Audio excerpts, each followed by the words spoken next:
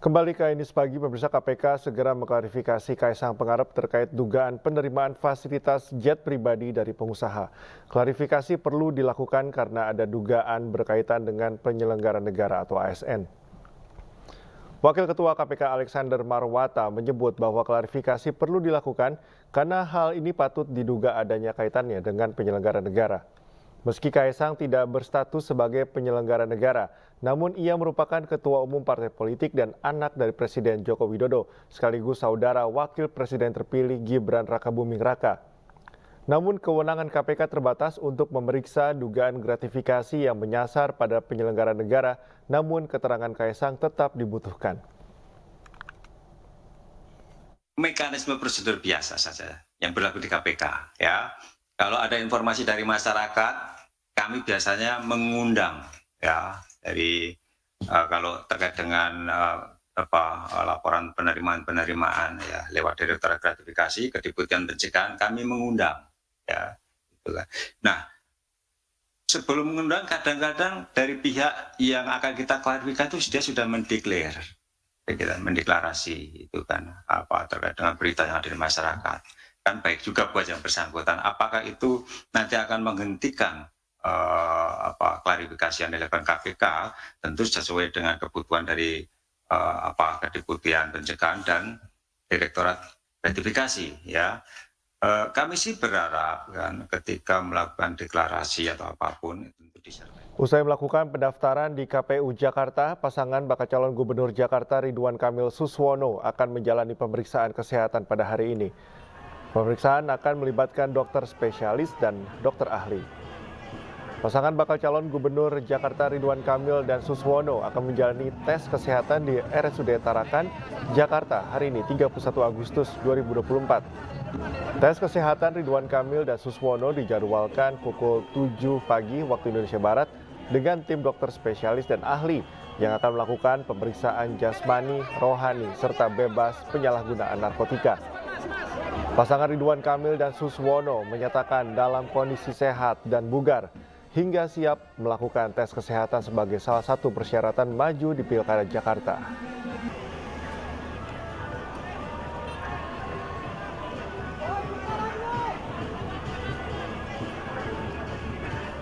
Sementara itu pasangan Bacawagub Pramono Anung dan Rano Karno kemarin telah menjalani pemeriksaan kesehatan di Rumah Sakit Tarakan. Pemeriksaan kesehatan dilakukan sebagai salah satu syarat wajib maju di Pilkada 2024. Pemeriksaan kesehatan berlangsung selama kurang lebih 11 jam, meliputi sejumlah rangkaian pemeriksaan kesehatan, mulai dari pemeriksaan kesehatan fisik, mental, hingga bebas penyalahgunaan narkotika. Sebanyak 20 dokter spesialis dan 20 tim pendukung pemeriksaan memeriksa kesehatan paslon Bacagub dan Bacawagub yang sesuai standar yang ditetapkan oleh KPU. Tapi untunglah saya karena biasa kerja keras, biasa mikir, alhamdulillah bisa dijawab semua. Mudah-mudahan hasil kesehatannya baik, hasil tes psikologinya juga baik. Dan yang lain-lain kami meyakini alhamdulillah saya dan Bang Rano semuanya berjalan dengan baik. Saya pikir hanya bercanda saja, enggak tuhnya treadmillnya luar biasa tuh dokter tuh. Saya udah bilang, Pak, jangan lama-lama nih pinggang gue pegang, nggak bisa Mas, mesti ada standarnya. Aduh kita kayak orang naik gunung. Tapi artinya ya itulah mekanisme atau ketentuan yang disampaikan oleh KPUD. Tentu semua dokter-dokter di sini bekerja secara profesional. Ketua DPD PDIP Jawa Barat Ono Surono menyebut ada sejumlah pihak yang berusaha menghalangi majunya Anies Baswedan di Pilkada. Isu tersebut dibantah oleh pihak istana yang menyebut urusan parpol jangan dikaitkan dengan Presiden. Batalnya Anies maju di kontestasi Pilkada Jawa Barat menimbulkan sejumlah pertanyaan. Isu adanya pihak yang ingin menghalangi majunya Anies pun beredar di masyarakat. Tudingan adanya pihak yang menjegal Anies diungkapkan Ketua DPD PDI Perjuangan Jawa Barat Ono Surono. Dalam konferensi persnya, Ketua DPD PDI Perjuangan Jawa Barat ini menyebut ada sejumlah pihak yang tak setuju Anies maju di Pilgub Jawa Barat. Kami di Jawa Barat tentunya sangat mempunyai keinginan Pak Anies diusung di Jawa Barat setelah beliau tidak jadi diusung di DKI. Ya, kami tidak tahu secara persis proses yang dilakukan oleh DPR Partai dan Ibu Ketua Umum, tapi kami menilai bahwa yang sudah mengerucut pada akhirnya bubar itu karena ada tangan-tangan dari luar yang tidak menghendaki Pak Anies diusung di Jawa Barat. Ya Bapak. Ya Mulyono dan geng. Itu saja Mulyono. Namun isu penjegalan Anies di Pilkada Jawa Barat ini dibantah oleh pihak istana. Bantahan ini disampaikan Koordinator Staf Sus Presiden Ari Dwi Payana yang menyebut pencalonan kepala daerah sepenuhnya urusan parpol. Ari juga menegaskan bahwa setiap partai memiliki kedaulatan untuk menentukan pencalonan. Pihaknya juga meminta jangan selalu mengait-ngaitkan putusan internal partai dengan presiden. Di Pilgub Jawa Barat, PDI Perjuangan akhirnya mengusung pasangan JJ Wiradinata dan Ronald Sunandar Supraja. Keduanya pun baru selesai mendaftar di detik-detik terakhir penutupan pada Kamis malam 29 Agustus 2024. Saat pendaftaran, keduanya hadir secara online. Tim Liputan iNews melaporkan. Presiden Joko Widodo angkat suara terkait Anies Baswedan maju di Pilkada 2024. Presiden Jokowi menyebut pencalonan kepala daerah merupakan hak partai politik. Ada tudingan bahwa Bapak itu Pak Anies itu tidak bisa maju di Pilkada DKI sama Jawa, dan Bapak dituding sebagai salah satu yang... Oh, saya itu kan dituding kan banyak banget, nggak masalah itu saja, dituding mencegat, dituding menghambat, dituding... Ya tapi kan memang itu urusan partai politik, mau mencalonkan dan tidak mencalonkan itu urusan koalisi, urusan partai politik, ada mekanisme, ada proses di situ. Saya bukan ketua partai, saya juga bukan... Sementara itu, setelah batal mengikuti kontestasi Pilkada 2024, Anies Baswedan mengungkap tidak ingin masuk ke dalam partai politik yang ada saat ini. Anies pun berencana membuat partai baru jika semangat gerakan perubahan dipaksa semakin besar. Nah gini, kalau masuk partai, pertanyaannya, partai mana yang sekarang tidak tersandra oleh kekuasaan? Nah, jangankan dimasuki, mencalonkan saja terancam. Agak berisiko juga bagi yang mengusulkan. Jadi ini adalah sebuah kenyataan nih. Jadi kita lihat aja ke depannya. Apakah lalu akan buat partai politik baru? Gini, bila untuk mengumpulkan semua semangat perubahan yang sekarang makin hari makin terasa besar, dan itu menjadi sebuah kekuatan, diperlukan menjadi gerakan, maka membangun ormas atau membangun partai baru, mungkin itu jalan yang akan kami tempuh. Kita lihat sama-sama ke depan, semoga tidak terlalu lama lagi kita bisa mewujudkan langkah-langkah konkret untuk bisa mewadahi gerakan yang sekarang ini makin hari makin membesar. Sementara itu, artis Vicky Prasetyo dan Muhammad Suwendi mendaftar sebagai bakal calon bupati dan wakil bupati Pemalang, Jawa Tengah. Pasangan tersebut diusung oleh Partai Kebangkitan Bangsa atau PKB dan diiringi ribuan relawan serta pawai budaya.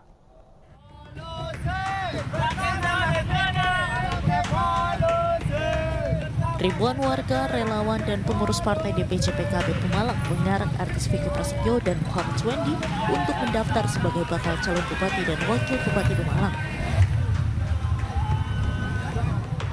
Vicky dan Suwendi mengendarai mobil terbuka dan diiringi ribuan warga.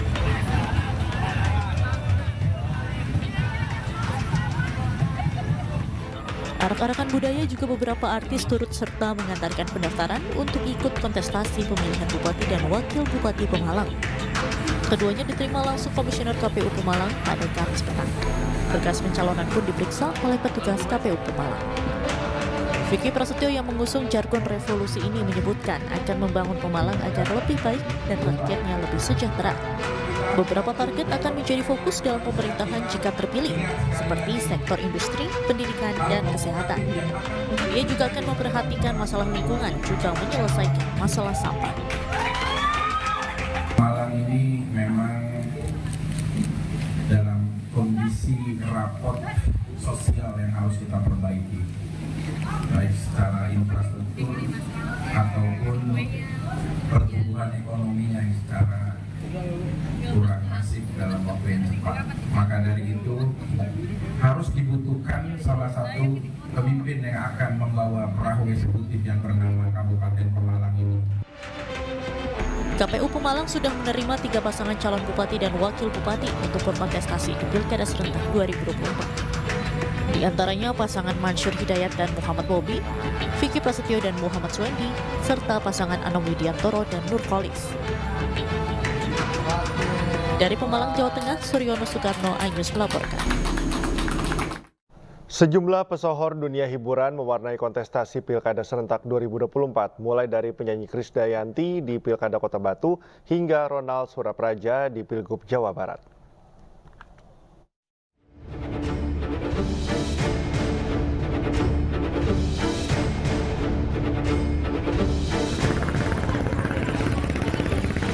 Tiga pesohor hiburan bertarung di Pilkada Bandung Barat, Jawa Barat. Di antaranya aktor sekaligus presenter Gilang Dirga. Ia berpasangan dengan Didik Agus Triwiyono. Dengan mengendarai sepeda motor, Gilang Didik mendaftar ke KPU Bandung Barat. Kemudian ada pula musisi Richie Ismail atau JJ Govinda. Adik ipar aktor Raffi Ahmad ini diusung Partai Gerindra dan PAN. Ia mendaftar ke KPU dengan didampingi keluarga dan pendukungnya. Selain itu, pesinetron dan model Hengky Kurniawan juga mendaftar di Pilkada Kabupaten Bandung Barat. Hengky berpasangan dengan Ade Sudrajat sebagai wakilnya. Pada detik-detik terakhir pendaftaran calon gubernur dan calon wakil gubernur Jawa Barat, nama komedian sekaligus pembawa acara Ronald Surapraja mengagetkan publik. Ronald tiba-tiba diusung PDI Perjuangan mendampingi Bupati Pangandaran JJ Wiradinata untuk maju di Pilkada Jawa Barat. Pendaftaran dilakukan secara daring melalui Zoom meeting. Ronald Surapraja, pria berusia 47 tahun ini dikenal sebagai presenter televisi, penyiar radio, dan komedian. Ronald yang merupakan kader PDIP pertama kali terjun ke dunia politik saat mengikuti pemilu legislatif tahun 2024. Namun ia gagal lolos ke parlemen. Penyanyi sekaligus anggota DPR RI dari PDI Perjuangan Krisdayanti mencoba peruntungan dengan maju di pemilihan wali kota dan wakil wali kota Batu, Jawa Timur. KD berpasangan dengan Kresna Dewanata Prosak sebagai wakilnya. Saat mendaftar, KD sempat bernyanyi di hadapan komisioner KPU dan pendukungnya. Padamu negeri, kamu berjanji. Krisdayanti mengaku optimis bisa memenangkan hati warga di kota kelahirannya. Tim Liputan iNews melaporkan. Pasangan calon gubernur dan wakil gubernur Sulawesi Selatan Muhammad Ramdan Pomanto, Azhar Arsyad menaiki becak saat mendaftar ke kantor Komisi Pemilihan Umum Sulawesi Selatan. Dari Pomanto akan fokus meningkatkan pendapatan PAD wilayah dan peningkatan kualitas pertanian.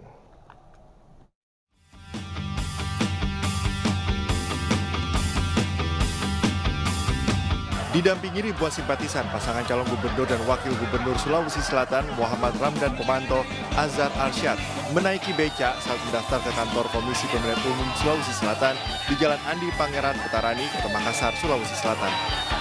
Cara unik yang dilakukan paslon Gubernur Sulsel Dani Azhar ini menambah kesan merakyat dan terlihat sederhana di mata masyarakat. Muhammad Ramdan Pomanto, Azhar Arsyad merupakan paslon terakhir yang resmi mendaftarkan diri ke kantor KPU Sulsel. Paslon yang dijuluki tagline "Dia Baik Untuk Semua" ini diusung oleh 3 partai politik, yakni PDIP, P3, dan PKB. Dani menegaskan, Sulawesi Selatan merupakan daerah berbasis pertanian sehingga jika dikelola dengan baik, Sulsel bisa saja menjadi epicentrum perdagangan di Indonesia. Makassar membangun dirinya dari 500 miliar PAD, kemudian di periode pertama menjadi 1,3 miliar. Saya masuk periode kedua 1,7 triliun, 1,3 triliun. Saya masuk kembali turun waktu itu, saya setelah 2 tahun 850 miliar, kemudian sekarang sudah 1,5 triliun, tahun depan 2 triliun sesuai janji saya dengan masyarakat. Insya Allah progres itu pun dan semangat itu pun kami akan buat di Sulawesi Selatan. Dengan hasil yang memuaskan selama memimpin Kota Makassar 2 periode, pasangan Dani Pomanto Azhar Arsyad optimis bisa memajukan Provinsi Sulawesi Selatan dengan fokus pada sektor pertanian dan pendapatan PAD, sehingga mampu mesejahterakan seluruh masyarakat di Sulawesi Selatan. Dari Makassar, Sulawesi Selatan, Yoel Yusfin Ainis melaporkan.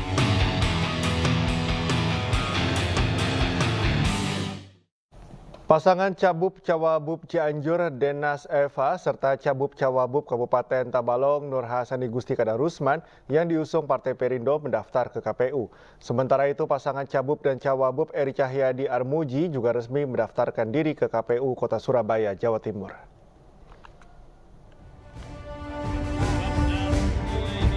Pasangan bakal calon bupati dan wakil bupati Cianjur, Deden Nasihin dan Neneng Eva Fatima, resmi mendaftarkan ke KPUD Cianjur, Jawa Barat.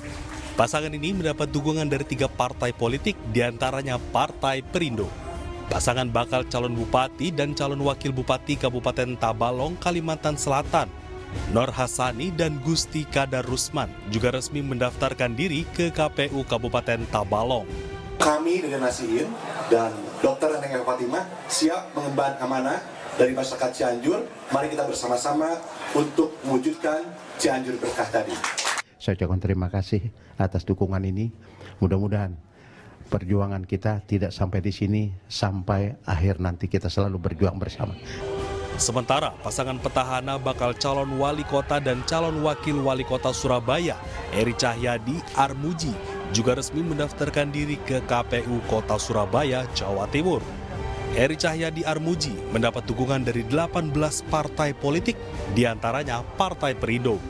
Bagaimana tujuan dari pilkada ini bukan menjadi wali kota atau tidak, tapi bagaimana kita mensejahterakan warga kota Surabaya, bagaimana kita menjaga aman kota Surabaya. Seluruh kader partai berlambang Raja Wali mengembangkan sayap ini akan bergerak turun ke masyarakat guna memenangkan calon kepala daerah yang diusung. Tim Liputan iNews melaporkan. Kita beralih ke informasi lainnya, pemirsa. Air memiliki peranan penting dalam kehidupan dan memiliki peranan besar dalam rumah tangga. Sebuah perusahaan air minum berkomitmen mengedukasi masyarakat mengenai pentingnya air.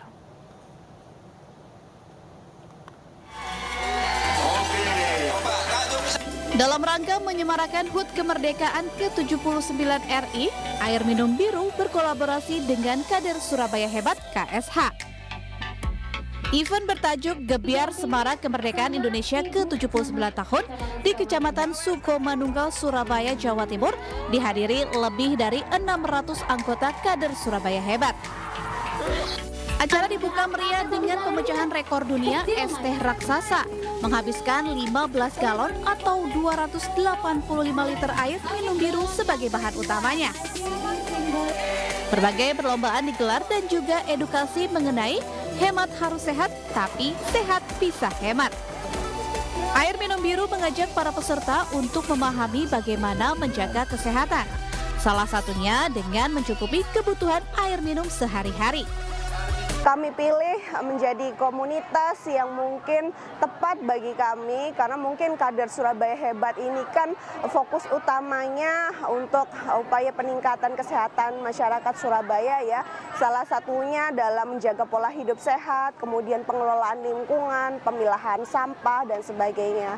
Jadi komunitas ini tuh sangat tepat untuk membawa pesan kita bahwa air minum berkualitas itu ada, yaitu air minum biru yang berkualitas dan juga bisa hemat. Pilihan baru, cocok dengan namanya, karena saya sendiri juga menggunakan biru. Luar biasa bagaimana biru yang aslinya dari Surabaya bisa kontribusi dan maksimal membersamai masyarakat Surabaya. Biru jos.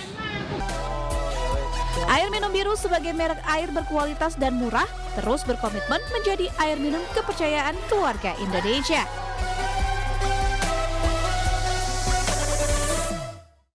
Dorong generasi muda melestarikan dan mengembangkan industri batik. Pelatihan kreasi batik di Bumi Serambi Mekah lahirkan berbagai motif baru khas Aceh.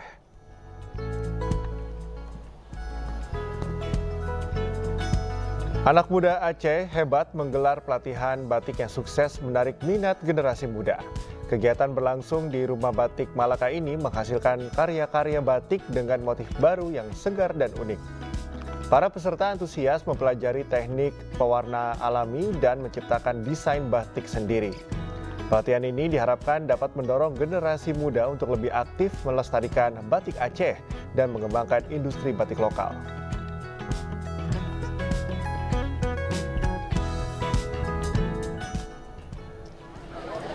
Ratusan anak muda Aceh berpartisipasi dalam sesi latihan tari perdana di Taman Sultanah Safiatuddin, Kota Banda Aceh. Mereka berkolaborasi membuat pertunjukan seni kolosal dan spektakuler jelang kedatangan Presiden Joko Widodo dalam peresmian Gedung Anak Muda Aceh Hebat. Para penari ini akan menampilkan pertunjukan musik, tari, dan kesenian lain secara kolosal, mengusung akulturasi budaya tradisional di Aceh dengan unsur modern dan berjiwa muda. Sebelumnya, para penari terpilih ini harus melewati proses seleksi yang ketat.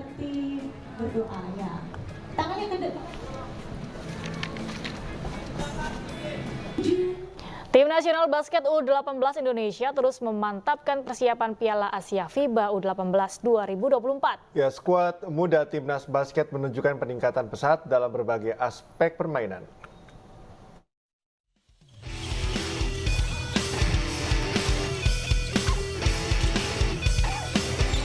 Timnas Basket U18 Indonesia terus memantapkan persiapan mereka menjelang Piala Asia FIBA U18 2024.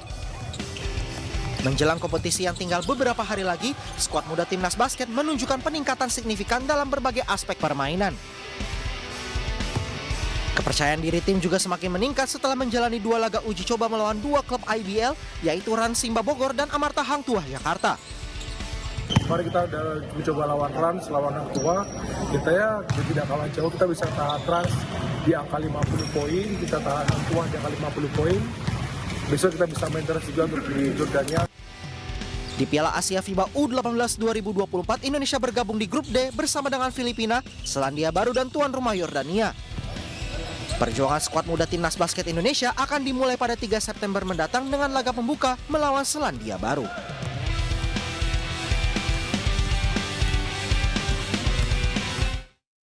Pemirsa, PT PLN Persero meresmikan pembangkit listrik tenaga gas dan uap Tambak Lorok Blok 3 di Semarang, Jawa Tengah. Pembangkit listrik yang dioperasikan PLN Indonesia Power ini disebut sebagai pembangkit listrik paling efisien yang pertama di Indonesia dan Asia Tenggara.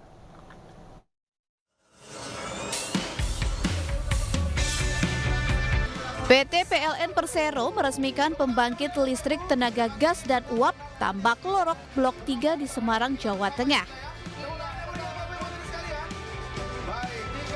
Direktur Utama PLN Darmawan Prasojo mengatakan peresmian ini sebagai tanda upaya transisi energi Indonesia berjalan dengan cepat. Kehadiran PLTGU Tambak Lorok Blok 3 di Semarang ini dapat meningkatkan keandalan kelistrikan di Jawa Tengah dan sekitarnya, sekaligus memberikan dampak positif penurunan emisi sehingga menjadikan masyarakat lebih baik. Dan ini adalah pembangkit gas yang tercanggih yang ada di dunia. Efisiensi dari pembangkit gas meningkat dari 36% menjadi 61%. Ini adalah salah satu pembangkit yang paling efisien yang tercanggih di dunia yang ada di dunia. Tadi disampaikan secara teknis lebih efisien, lebih cepat, dan akan lebih andal dalam melayani kebutuhan listrik di Jawa Tengah, karena memang Jawa Tengah ini ke depan kita tahu bersama bahwa investasi sedang dalam percepatan di Jawa Tengah. Kehadiran PLTGU adalah tanda pemerintah terus mendorong pertumbuhan energi listrik dan upaya untuk menjaga keberlangsungan lingkungan. Yang terpenting yakni menyediakan energi listrik yang handal serta ramah lingkungan. Dari Semarang, Jawa Tengah, Dimas Yuli, iNews melaporkan.